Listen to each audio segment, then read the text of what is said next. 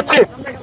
আপনারা জানেন আমরা এক সাগর রক্তের বিনিময়ে 2024 সালে দ্বিতীয় স্বাধীনতা আমরা অর্জন করেছি।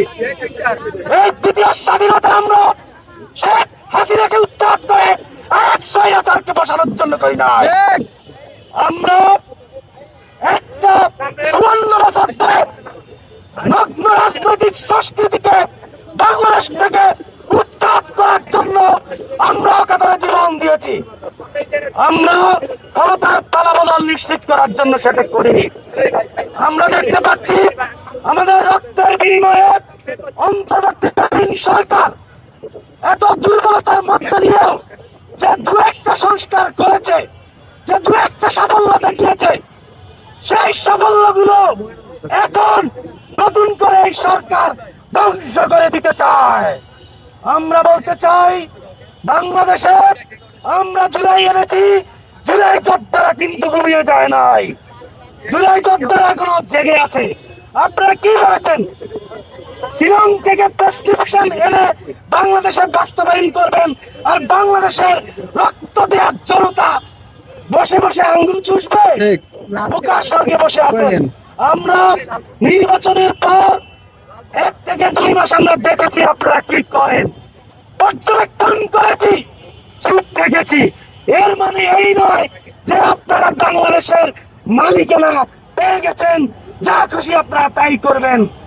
অধ্যাদেশ বাতিল করার যে প্রস্তাবনা আপনারা তুলেছেন, এটা পাশ করার কোন ধরনের দুঃসাহস দেখাবেন না। আমরা 13 পয়েন্টে বলতে চাই, এটা পাশ করার অর্থ হচ্ছে আপনার ক্ষমতার গদিকে তছনছ করে দেওয়া। আপনার এই অধ্যাদেশ যেটা আপনারা প্রস্তাব করেছেন, সেটা পাশ করার অর্থ হচ্ছে আপনাদের ক্ষমতা থেকে বিতাড়িত নিজেদেরকে নিজেরা করে দেওয়া। আমরা বলে দিতে চাই জুলাই যোদ্ধা যারা, তারা কিন্তু ট্রানজিট প্রজন্ম। এখন আর বিপ্লব হওয়ার জন্য বছরের পর বছর অপেক্ষা লাগে না। ফেসবুক থেকে বিপ্লব তৈরি হয়ে যায়, ফেসবুক থেকেই, অনলাইন থেকেই এই সচেতন ট্রানজিটরা যখন তখন কিন্তু বিপ্লব তৈরি করে ফেলতে পারে। তো কাজেই আপনারা 90 সালের ওই অবস্থায় কিন্তু পড়ে থাকবেন না। আজকের এই সংবাদ সম্মেলন থেকে আমরা বলতে চাই, আমরা এখন এই জুলাই পরবর্তী নির্বাচিত সরকারের সময় এইরকম শিরোনামে সংবাদ সম্মেলন করতে হবে সেটা আমরা ভাবি নাই। আমরা অত্যন্ত আহত, মানসিকভাবে আমরা দিগ্ভ্রান্ত। আমরা রীতিমতো জুলাই যোদ্ধারা রাতের আধারে অন্ধকারে কান্নাকাটিও করে যে এই বাংলাদেশ দেখার জন্য তারা জীবন দিয়েছে কিনা। আমরা এই শিরোনামে প্রোগ্রাম করতে হবে আমরা কল্পনা করি নাই। তো কাজেই আমরা দায়িত্বহীন কণ্ঠে বলতে চাই, এই অধ্যাদেশ বাতিলের প্রস্তাব এই সংসদে করেছে, অবিলম্বে তাকে মন্ত্রিসভা থেকে পদত্যাগ করতে হবে। কথা পরিষ্কার। এবং জানেন এই বেগম খালেদা জিয়া তিনি পর্যন্ত যে বিষয়গুলো সংবিধানের কথা, এই সংবিধান তিনি ওই সময় কিন্তু নষ্ট করার জন্য, বাতিল করার জন্য কথা বলেছেন। এটা আজকের কথা না। বালুরটা যখন ছড়াইতে পারে নাই তখন থেকে এই কথাবার্তা, তখন থেকে এই কথাবার্তা। এই সংবিধান পরিবর্তন করতে হবে, সংস্কার করতে হবে, এটা আজকের কথা না। আপনি এই সরকারে বসে কোন দেশের এজেন্ডা বাস্তবায়ন করেন?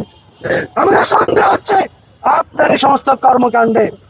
আমরা বলতে চাই মাননীয় প্রধানমন্ত্রী জনাব তারেক রহমান, আপনাকে এদেশের মানুষ, আপনার ফ্যামিলিকে এদেশের মানুষ হৃদয় দিয়ে ভালোবাসে। বেগম খালেদা জিয়া যখন মৃত্যুবরণ করলেন সারা বাংলাদেশ তার জন্য ক্রন্দন করেছে। এবং এবং এবং আপনারা জানেন এই বেগম খালেদা জিয়া তিনি পর্যন্ত যে বিষয়গুলো সংবিধানের কথা, এই সংবিধান তিনি ওই সময় কিন্তু নষ্ট করার জন্য, বাতিল করার জন্য কথা বলেছেন। এটা আজকের কথা না। বালুরটা যখন ছড়াইতে পারে নাই তখন থেকে এই কথাবার্তা, তখন থেকে এই কথাবার্তা। এই সংবিধান পরিবর্তন করতে হবে, সংস্কার করতে হবে, এটা আজকের কথা না। গত 17 বছর ধরে তিল তিল করে যে সমস্ত মানুষ আর নাগরিক তার অধিকার হারিয়েছে, তারা রক্ত দিয়ে জীবন দিয়ে দুঃশাসনের শিকার হয়ে ধীরে ধীরে এই কথা তৈরি করেছে। আপনাকে কেউ অধিকার দেয় নাই সেই ধরনের উল্টাপাল্টা কথাবার্তা বলার এই নির্বাচিত সংসদে গিয়ে। বেগম খালেদা জিয়া যেটা বলেছে সেটা করতে হবে। আমি তো সন্দেহ করছি যে তারেক রহমানের মন্ত্রিসভা এই সরকারকে বিতর্কিত করার জন্য কোন ষড়যন্ত্রকারী মন্ত্রিসভায় ঢুকে পড়েছে কিনা সন্দেহ করতেছি আমরা। আমি জনাব তারেক রহমানকে বলছি, আপনার সঙ্গে শেখ হাসিনার সেই সময়ে আমার 3টা মিটিং হয়েছে, আপনার সঙ্গে অনেক কথা আমি বলেছি। আমি আরেক তালুকদার আপনাকে পরামর্শ দিয়েছি, একটা পরামর্শ আপনি আমার প্রশংসা করেছেন। আজকে যদি আপনি আমার এই সংবাদ সম্মেলন দেখেন, আপনাকে বলতে চাই আপনি কিন্তু একটা চোরাবাড়িতে পড়ে যাচ্ছেন। একবার এই চোরাবাড়িতে আপনি যদি পড়ে যান, আপনি কিন্তু আর উদ্ধার হইতে পারবেন না। এই চোরাবাড়ি ছাড়া তৈরি করছে, আপনার বুদ্ধিমত্তা দিয়ে আপনি সেটা কিন্তু পরীক্ষা করে জানতে হবে। আমার দেশের সম্পাদক মাহমুদুর রহমান একবার এক সম্মেলনে প্রধানমন্ত্রী তারেক রহমানকে বলেছেন, তখন তিনি প্রধানমন্ত্রী ছিলেন না, তিনি বলেছেন আপনি 17 বছর দেশের বাইরে ছিলেন, এর সাথে কি হচ্ছে আপনি কিন্তু জানেন না। ভিডিওতে অনলাইনে মানুষ কিন্তু প্রকৃত বিষয় উপলব্ধি করতে পারে না। মাহমুদুর রহমান সেটা বলেছে। আমি একই কথা বলতে চাই, জনাব তারেক রহমান, আপনি এখন পর্যন্ত জুলাইয়ের যারা বিপ্লবী জুলাই যুদ্ধ করেছে, আপনারা জানেন এই অন্তর্বর্তীকালীন সরকারের সময়ে জুলাই যোদ্ধাদের তালিকা আহতদের তালিকা নিয়ে এক পেশে এক পাক্ষিক অনেক ফাইজলামি হয়েছে। নিজের ভাই ব্রাদার করাম জুলাই যোদ্ধা আহত নিহত বানিয়েছে, অনেক ঘটনা ঘটেছে।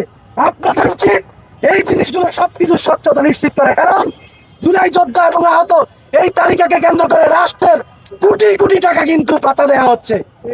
কাজেই এই জিনিসটা কিন্তু নিশ্চিত হচ্ছে না। এইরকম অসঙ্গতি চলতে থাকলে আপনারা কিন্তু খুব বেশি দিন ক্ষমতায় থাকতে পারবেন না।